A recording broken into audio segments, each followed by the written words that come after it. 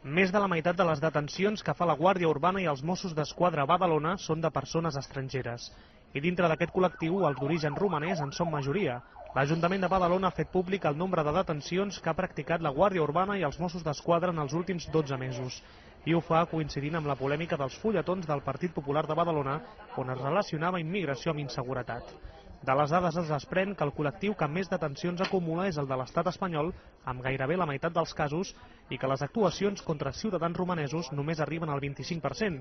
Però, és clar, dels 220.000 habitants que té Badalona, només el 0,5%, és a dir, aproximadament un miler, provenen de Romania.